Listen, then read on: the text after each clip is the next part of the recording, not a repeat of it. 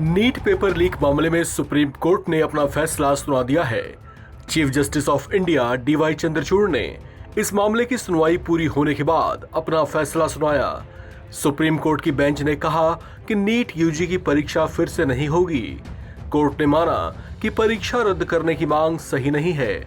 फैसला सुनाते हुए सीजेआई डीवाई चंद्रचूड़ ने कहा कि परीक्षा में खामी के पर्याप्त सबूत नहीं मिले। सीजेआई चंद्रचूड़ की बेंच के इस फैसले ने नीट परीक्षा पास कर चुके छात्रों को राहत की सांस दी है। सुप्रीम कोर्ट के इस फैसले के बाद अब बुधवार से काउंसलिंग की प्रक्रिया शुरू होगी। आपको बता दें कि बिहार के हजारीबाग और पटना में नीट का पेपर लीक हुआ था, जिसके बाद इस मामले ने तूल पकड़ा और पेपर रद्द करवाने से जुड़ी 40 से ज्यादा याचिकाएं सुप्रीम कोर्ट पहुंची थीं। मामले की सुनवाई के दौरान सीजेआई चंद्रचूड़ ने सॉलिसिटर जनरल से पूछा कि टॉप 100 छात्रों में से कितने छात्र लीक वाले सेंटर में मिले थे। इस पर सॉलिसिटर जनरल ने कहा कि इसकी पूरी जानकारी देंगे। नीट यूजी की परीक्षा में बड़े स्तर पर गड़बड़ी नहीं हुई है, क्योंकि टॉप 100 कैंडिडेट 95 सेंटर और 56 शहरों से हैं।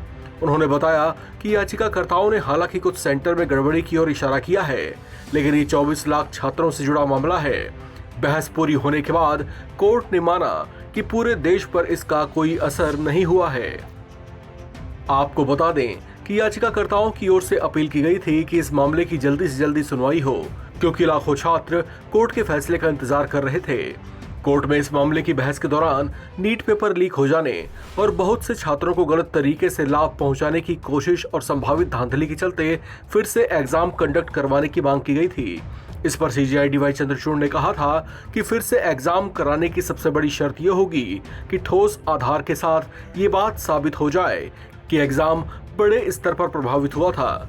सीजेआई चंद्रचूड़ ने पिछली सुनवाई के दौरान याचिकाकर्ताओं की मांग पर टिप्पणी करते हुए कहा था कि सिर्फ इस वजह से कि 23 लाख छात्रों में से सिर्फ 1 लाख को ही एडमिशन मिलेगा, इस बेसिस पर हम फिर से एग्जाम कंडक्ट कराए जाने का आदेश नहीं दे सकते हैं। सुप्रीम कोर्ट में याचिकाकर्ताओं की ओर से पेश हुए वकील नरेंद्र हुड्डा से सीजेआई चंद्रचूड़ ने कहा था कि ये बात साबित होनी चाहिए कि पेपर लीक की वजह से परीक्षा प्रभावित हुई थी।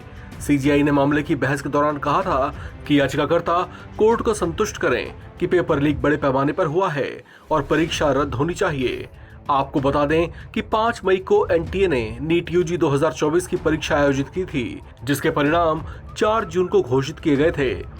नतीजों में टॉपर्स की संख्या, ग्रेस मार्क्स, कट ऑफ आदि को लेकर उठे सवालों के आधार पर याचिकाकर्ताओं ने सुप्रीम कोर्ट का दरवाजा खटखटाया था।